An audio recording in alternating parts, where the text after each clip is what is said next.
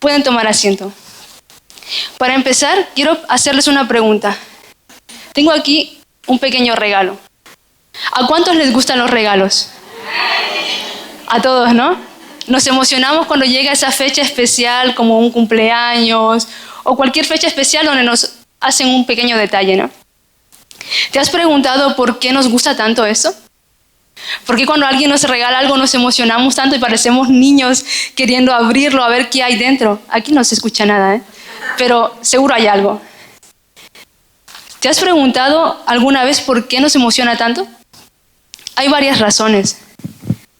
Cuando alguien nos da un regalo, nos hace sentir vistos y queridos. Cuando alguien nos da un regalo, nuestro cerebro inmediatamente interpreta esta acción como: esta persona pensó en mí. Esta persona pensó en mí cuando yo no estaba. Otra es una prueba de conexión. Cuando una persona te da un regalo, te está diciendo sin palabras lo mucho que te aprecia.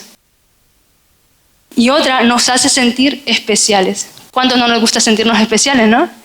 Un regalo significa tiempo, dinero y pensamiento que esa persona invirtió en ti. El tiempo que invirtió para buscar ese regalo, el dinero que invirtió para comprarlo, y el pensamiento en buscar algo que combinara contigo, algo que a ti te guste. Y por eso lo hace especial. No importa si cuesta 1 euro o 2 euros, por muy sencillo que sea, es especial. No por lo que hay dentro, sino por el significado que tiene de lo que la otra persona está haciendo por ti. Y tengo una pregunta. ¿Me creerías si yo te digo que tú y yo recibimos un hermoso regalo cada día? ¿Alguien me puede decir qué regalo es? Bueno, va dentro. Bueno, todo va dentro, pero hay algo más. Alguien dijo la gracia de Dios. Amén. La gracia de Dios. ¿Y sabemos lo que es la gracia de Dios? Javi, ¿puedes poner la imagen? El tema del cual quiero hablarte es la gracia de Dios, un regalo inmerecido. Y quiero invitarte a que me acompañes a la Biblia, al libro de Efesios, capítulo 2, versículo 8 y 9. Y mientras lo buscamos, quiero leerte lo que significa la gracia según Internet. Lo que he encontrado ahí. Dice: es un don gratuito e inmerecido, el favor, amor y ayuda sobrenatural que Dios otorga a los seres humanos, no por sus méritos, sino porque por su infinita bondad. Su propósito principal es perdonar, guiar y fortalecer y ofrecer la salvación. Vivir bajo la gracia de Dios es experimentar su amor incondicional y el perdón de los pecados como un regalo inmerecido. Y esta última palabra quiero que nos la guardemos, porque la palabra inmerecido combina mucho con la gracia, ¿vale? Van de la mano, o sea, quiero que nos la guardemos. ¿Y qué dice la Biblia acerca de la gracia? En Efesios capítulo 2, 8 y 9 dice: porque por gracia sois salvos por medio de la fe, y esto no de vosotros, pues es don de Dios, no por obras, para que nadie se gloríe. En pocas palabras dice que la gracia es un don de Dios, o sea, un regalo que tú y yo no merecemos. ¿A cuántos les gustan los amaneceres? A todos, ¿no? Nos encanta ver cómo el cielo se pinta de ese naranja, rojo. Imagínate si un regalo es algo que esa persona piensa para ti, para que te guste, para hacerte sentir bien. Imagínate a Dios pintando ese hermoso amanecer cada mañana para que cuando tú y yo nos levantemos podamos disfrutar de eso. ¿Lo merecemos? No. Pero Dios lo hace porque Él nos ama. Porque aunque no lo merezcamos, Él quiere darnos todo. Y así Dios va dándonos cosas que no merecemos, pero que Él nos da porque nos ama. Y siempre piensa en cada detalle, por muy simple que sea, darnos lo que nosotros necesitamos. Y quiero hablar acerca de 3 puntos. El primero es la gracia que cubre el pecado. Y para esto quiero invitarte que me acompañes al libro de Génesis, capítulo 2, versículo 16 y 17. Cuando lo tengan, por favor, respondan con un amén. La palabra del Señor la leemos y dice: y mandó Jehová Dios al hombre diciendo: de todo árbol del huerto podrás comer, mas del árbol de la ciencia del bien y del mal no comerás, porque el día que de él comieres ciertamente morirás. Vamos a hablar acerca de Adán y Eva, la primer pareja que Dios creó. Cuando Dios creó a Adán y a Eva, los puso en el huerto del Edén, un lugar maravilloso, donde Dios había creado árboles de todo tipo, frutas deliciosas, manjares, y Dios pone a Adán y a Eva a gobernar sobre todo lo creado, sobre todos los animales, y aparte le dice: pueden comer de todo lo que hay aquí, pueden disfrutar, pero hay una condición. O sea, Dios le dice, le da una instrucción más que todo. Le dice: de todos pueden comer menos de este árbol, que es el árbol de la ciencia del bien y del mal, porque si comen de él, van a morir. El día que lo hagan, van a morir. Y no es porque la fruta estuviese envenenada o algo, no. Porque si comían de él, estarían desobedeciendo. Pero más adelante vemos que siempre, nunca falta, ¿no?, que Satanás siempre se meta en todo lo creado, en todo lo perfecto.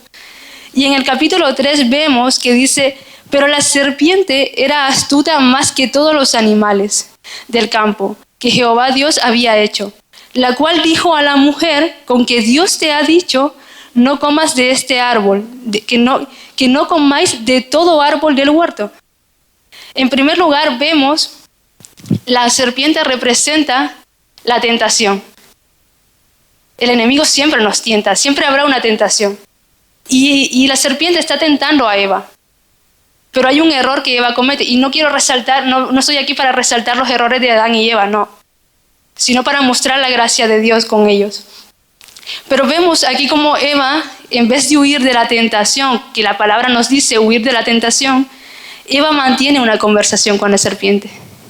Y la serpiente, en primer lugar, le dice: con que Dios te ha dicho. En primer lugar, está poniendo en duda lo que Dios le dijo a Adán y Eva.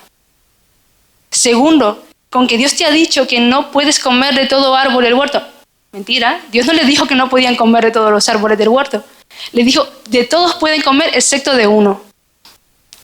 Pero la mujer le responde, en el versículo 2 dice: y la mujer respondió a la serpiente: del fruto de los árboles del huerto podemos comer, pero del fruto del árbol que está en medio del huerto, dijo Dios: no comeráis de él, ni le tocaréis para que no muráis. Entonces la serpiente le dijo a la mujer: no moriréis, sino que sabe Dios que el día que comáis de él, serán abiertos vuestros ojos y seréis como Dios, sabiendo el bien y el mal. Y vio la mujer que el árbol era bueno para comer y que era agradable a los ojos, y el árbol era codiciable para alcanzar la sabiduría, y tomó de su fruto y comió, y dio también a su marido, el cual comió así como ella. Primer mentira, o sea, la serpiente le dice: no moriréis. Si comen del árbol no van a morir. Pero Dios claramente le dijo: el día que coman de este árbol, ciertamente van a morir. Pero la serpiente estaba jugando con los pensamientos de Eva y estaba enredándola. Y le dijo: no vas a morir, sino que sabe Dios te ha mentido, te ha dicho que si comes de este árbol vas a morir, porque Dios no quiere que tú seas como Él. Y la mujer empieza a sentirse tentada. ¿Quién no quiere ser como Dios, no? Que te digan: uy, si comes de este árbol vas a ser como Dios, vas a tener conocimiento, sabiduría y todo eso. Eva se sintió tentada. Y dice que Eva, y en el versículo 16, en el versículo 6 dice que Eva vio que el árbol era agradable. El fruto era agradable, el deseo de la carne. Nos pasa, cuando nos sentimos tentados, está el deseo de la carne, es agradable a los ojos, también, ¿no? El deseo de los ojos. Y dice, codiciable para alcanzar la sabiduría, para ser como Dios, la vanagloria de la vida. Eva se sintió tentada con todo esto. Pero Eva no pecó cuando fue tentada, porque todos somos tentados y no significa que hayamos pecado, sino que Eva empezó a pecar cuando empezó a ceder, a darle lugar a la serpiente, dejó atrás lo que Dios le había dicho y empezó a tensionar lo que la serpiente hizo. Y eso la llevó a pecar, a desobedecer a Dios. Pero, y aquí es donde entra lo que yo quiero hablarte acerca de la gracia. Porque cuando Adán y Eva pecaron, ciertamente ellos merecían la muerte. Porque Dios dijo que si comían ese árbol iban a morir. Y que dice, la paga del pecado es muerte, dice la palabra. Mas la dádiva de Dios es la vida eterna.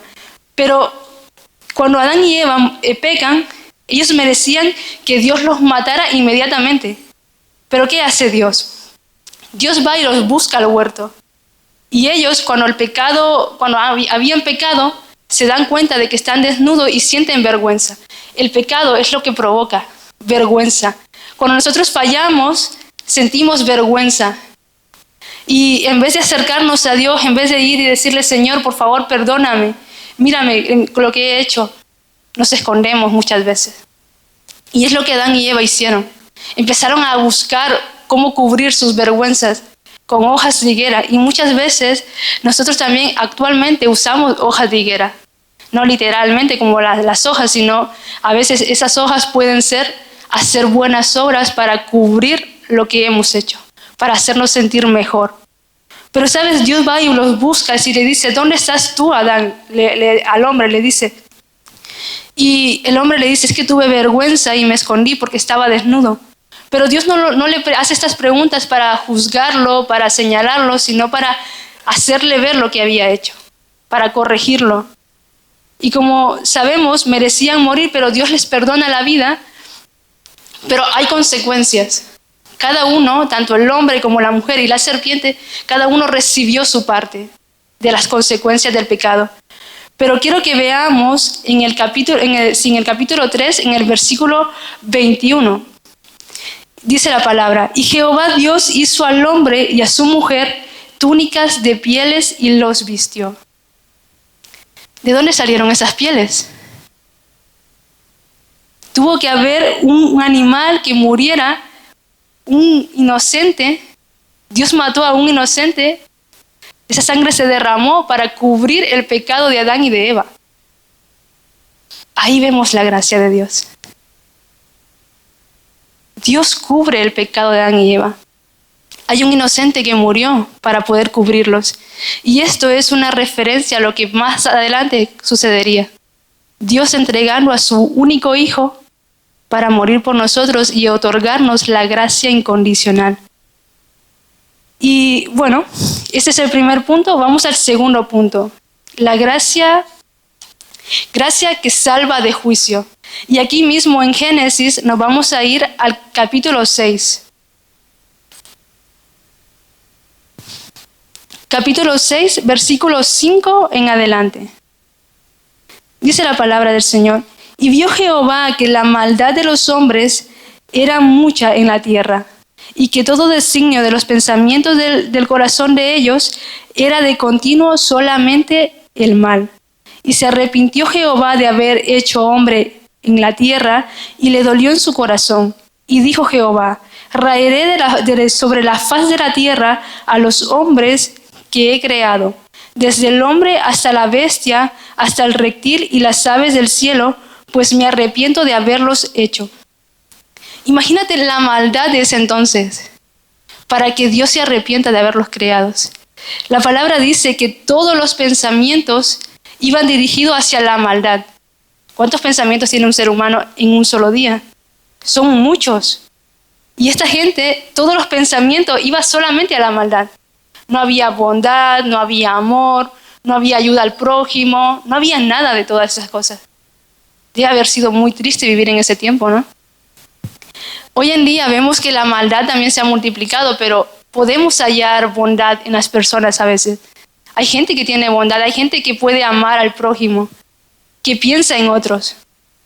Y dice que Dios se arrepintió tanto al ver la maldad del hombre que decidió destruirlos. Y la gente puede pensar, bueno, que Dios es un Dios malo. Cuando leen estas cosas es un Dios tirano que mataba a la gente así porque sí. Pero no es así. La gente solamente ve lo que Dios hacía, pero no veían cuando Dios otorgaba la gracia. Porque Dios, antes de enviar juicio, ofrece el regalo de la gracia. Dice que entre todos esos hombres, toda esa generación mala que pecaba, había un hombre llamado Noé que halló gracia delante de Dios. ¿Quién era Noé? La Biblia lo describe en el versículo 9 del capítulo 6, dice: estas son las generaciones de Noé. Noé, varón justo, era perfecto en sus generaciones, con Dios caminó Noé. Varón justo, un hombre que hacía el bien. Perfecto en sus generaciones. Alguien que no se dejaba llevar por la corriente, por la tendencia. Bueno, es que todos hacen lo mismo, pues yo también lo hago. No. Noé decidió vivir la vida diferente. Dice, con Dios caminó Noé, entregado a Dios. Noé tenía una relación cercana con Dios. Y como he dicho antes, antes de que Dios mande el juicio, Dios otorga la gracia. En el versículo 3 de ese mismo capítulo dice: y dijo Jehová, no contenderá mi espíritu con el hombre para siempre, porque ciertamente él es carne, mas serán sus días 120 años. ¿Qué pasó en esos 120 años? Noé estaba construyendo el arca. En esos 120 años no son simplemente tiempo que Dios da para que construya el arca, sino es donde Dios extiende su gracia a esa generación. Dios les da 120 años donde Noé está construyendo un arca y no solamente está con un martillo dándole forma a esa madera, no. Noé está predicando, está anunciando que habrá juicio a causa del pecado. ¿Pero qué hace esa generación? Seguramente se burlaban de Noé. Uy, ¿qué hace ese señor? Se le ha caído un tornillo de la cabeza y ahora está loco haciendo un arca. Nadie había visto un diluvio antes. Nadie había visto que Dios destruyera la tierra con agua. Nadie lo había visto. Y seguramente si escuchaban a Noé diciendo estas cosas, pensaban que estaba loco. Pero decidieron quizás reírse de Noé, seguir su vida como lo estaban haciendo desde el principio, haciendo lo malo. En 2 de Pedro 3:9 dice que el Señor no quiere que ninguno perezca, sino que todos procedamos al arrepentimiento. Dios da la oportunidad. La puerta del arca estuvo abierta para que todo aquel que quisiera entrar, pudiese ser salvo. Porque el arca no fue creada solamente para Noé y los animales que se salvaron. Realmente Dios deseaba que esa gente se arrepintiera. Pero más adelante vemos lo que dice Jesús en Mateo 24, 38, 39. Dice, como en los días antes del diluvio, estaban comiendo y bebiendo y no entendieron hasta que vino el diluvio y se los llevó a todos.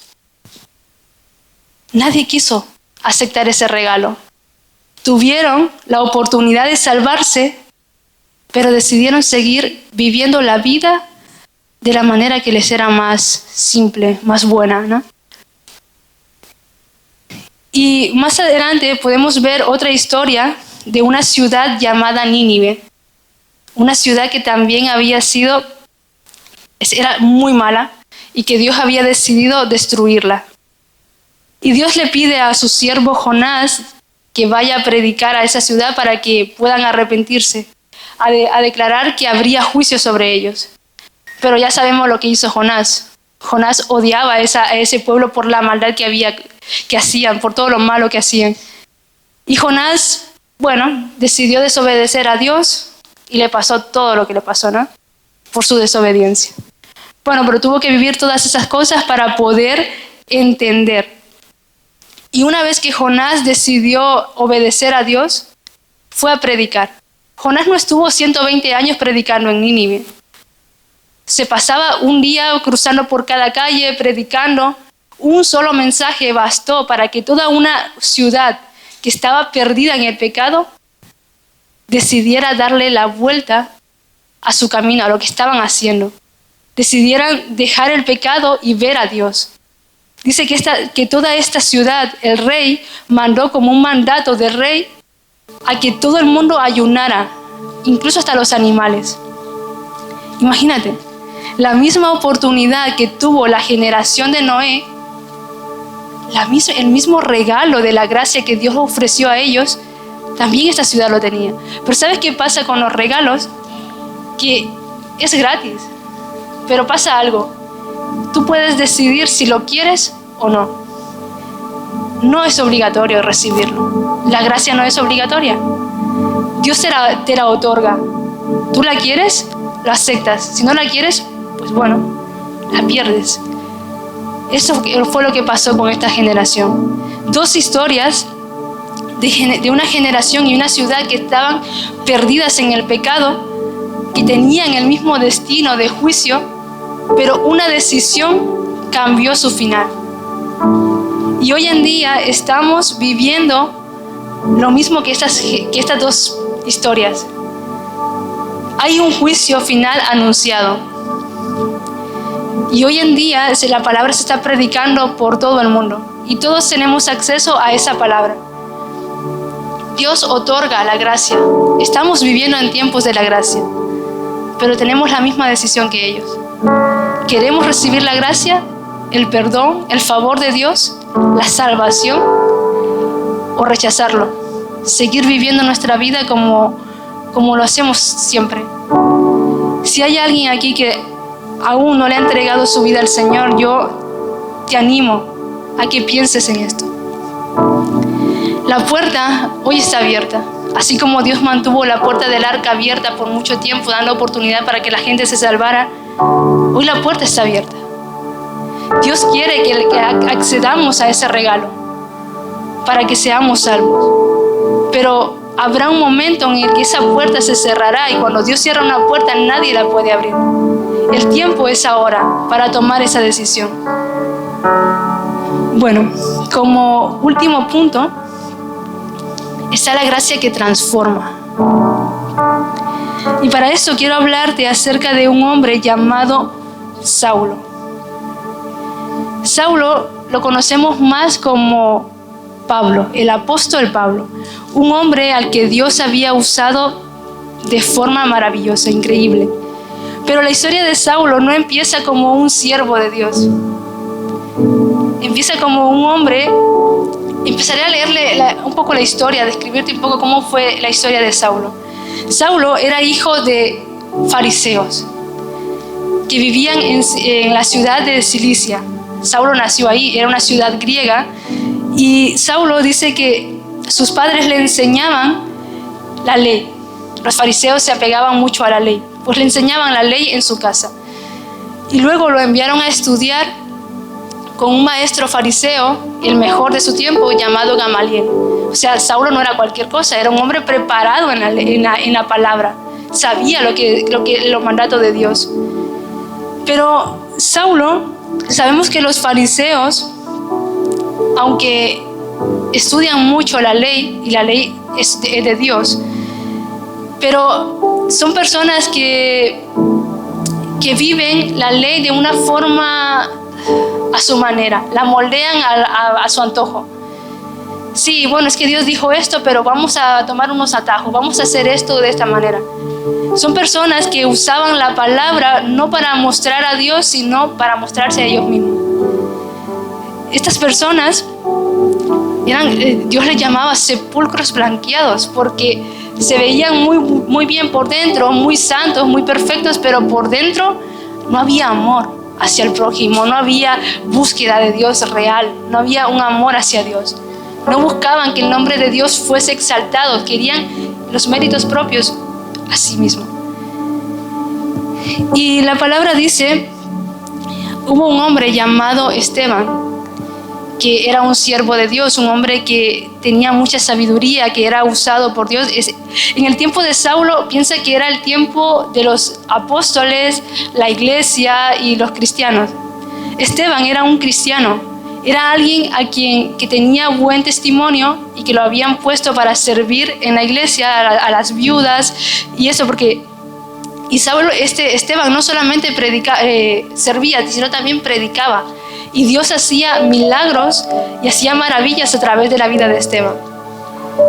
Y predicaba la verdad con mucha sabiduría. Y los fariseos empezaron a sentir odio hacia la iglesia, porque claro, los fariseos no creían en Jesús.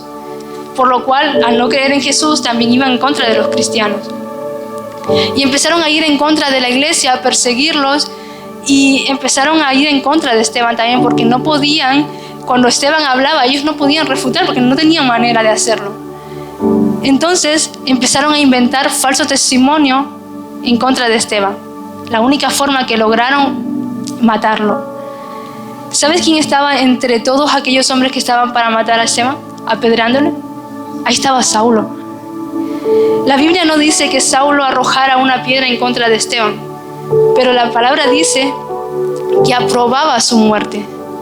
Saulo estaba a favor de que Esteban muriese, lo cual eso lo hace también igual pecador. Lo hace que el pecado de matar a Esteban recaiga sobre él también. Después de la muerte de Esteban, Saulo se tomó el perseguir a los cristianos como una tarea muy personal. Iba a buscar cartas, como al ser un ciudadano romano tenía influencia con los principales sacerdotes, y pedía cartas y las presentaba y arrestaba a los cristianos, los metía en las cárceles, los golpeaban y hacían muchas cosas con ellos. Y Saulo empezó a seguir a los cristianos. En uno de esos viajes a Damasco, a Saulo le pasa algo increíble, algo que cambió totalmente la forma en que él veía, la forma en que servía a Dios. Dice que Saulo, camino a Damasco, fue rodeado por una luz. Cayó al suelo y empezó a escuchar una voz que le decía: Saulo, Saulo, ¿por qué me persigues? Era Jesús hablándole. Y es algo increíble porque hace de poco hemos hablado acerca de la unidad de la iglesia, y aquí me encanta porque Jesús le dice: ¿por qué me persigues? Jesús no le dice: ¿por qué persigues a los cristianos? O ¿por qué persigues a mis seguidores? Dice: ¿por qué me persigues? Una muestra de la unidad que Jesús tiene con su iglesia. Y bueno, luego que Pablo tuvo este encuentro con Jesús, al levantarse, Saulo intentó abrir los ojos y no podía ver. Quedó ciego. 3 días ciegos, donde los hombres que estaban con él lo llevaron a Damasco, y estuvo ahí 3 días donde no podía ver y y tampoco comía ni bebía. Tiempo suficiente para que Saulo reflexionara en el estilo de vida que estaba llevando. ¿En qué punto de la historia estaba? ¿Estaba haciendo lo correcto o estaba en contra de Dios? Y Dios le habla a un hombre llamado Ananías en capítulo 9 de Hechos capítulo 9, versículo 10 dice: había entonces en Damasco un discípulo llamado Ananías, a quien el Señor dijo en visión: Ananías. Y él respondió: heme aquí, Señor. El Señor le dijo: levántate y ve a la calle que se llama Derecha y busca en casa de Judas a uno llamado Saulo de Tarso, porque he aquí, él ora y ha visto en visión a un varón llamado Ananías, que entra y le pone las manos encima para que recobre la vista. Entonces Ananías respondió: Señor, he oído de muchos acerca de este hombre, cuántos males ha hecho a tus santos en Jerusalén. Y he aquí, tiene autoridad de los principales sacerdotes para prender a todos los que invocan tu nombre. El 15 lo leeremos más adelante. O sea, Dios le dice a Ananías: ve y pon las manos sobre este hombre llamado Saulo. Y cuando Ananías escucha a Saulo, pero este es el que persigue las iglesias. O sea, Ananías siente miedo, y es normal que sienta miedo, porque la fama de Saulo, lo que Saulo hacía era horrible. Perseguía a los cristianos, era un peligro para ellos. Y Ananías le dice: Señor, pero es que este hombre es el perseguidor de los cristianos. Persigue a tus santos. Este hombre está aquí porque quiere arrestarnos a nosotros. ¿No crees tú que será mejor dejarlo ciego? ¿Será menos peligroso? Pero Ananías le dice esto al Señor porque es normal que sienta miedo. Saulo tenía mucha influencia y Saulo no iba a ir de forma pacífica, iba a buscarlos a ellos. Pero hay algo que me encanta, y es la forma en que Dios le responde, y está en el versículo 15. El Señor le dijo: ve, porque instrumento escogido me es este, para llevar mi nombre en presencia de los gentiles y de reyes y de los hijos de Israel. Ve, porque este es mi instrumento. Cuando yo preparaba esta palabra y leí este texto, me impactó muchísimo. Porque cuando lo leí, no veía la historia de Saulo. Veía mi propia historia. Veía a Dios llamándome instrumento escogido, me es este. Saulo no era una persona que mereciera ser un instrumento de Dios. Saulo, al igual que por sus acciones, merecía la muerte. Pero Dios hace esto. Otorga la gracia. Y es lo mismo que Dios hace con nosotros. Dios nos da la gracia a nosotros. Tú y yo no merecíamos ser llamados instrumentos de Dios. Yo no merezco estar aquí. Yo merecía la muerte a causa de mis pecados. Pero al igual que a Pablo, Dios me otorgó la gracia. Al igual que a todos nosotros. Si estamos hoy aquí es porque Dios nos ha dado la gracia. Y cuando Ananías va y pone las manos sobre Saulo, Saulo recibe la vista y en ese mismo momento Saulo es bautizado. Pasó de ser Saulo, el que perseguía a los cristianos, a ser Pablo, el siervo de Dios, el ungido de Dios al que Dios usaba para predicar a las naciones, a los gentiles. ¿Sabes? Fue un cambio total. La historia de Saulo es algo impactante porque no merecía. Y así mismo cuando Pablo es bautizado y recibe la gracia, él va y empieza a predicar. El mismo que hace un rato estaba persiguiendo a los cristianos, ahora está predicando acerca de Jesús. El mismo que estaba en contra de los que seguían a Jesús, ahora es un seguidor suyo. Es un hombre y todo lo que Saulo sabía, el conocimiento que tenía, le sirvió para llegar a los demás. Dios lo usó. Y es lo mismo que Dios quiere hacer con nosotros, iglesia. Dios nos llama instrumento escogido. No importa en dónde estás sirviendo, ahí donde Dios te ha puesto, Él quiere usarte por su gracia.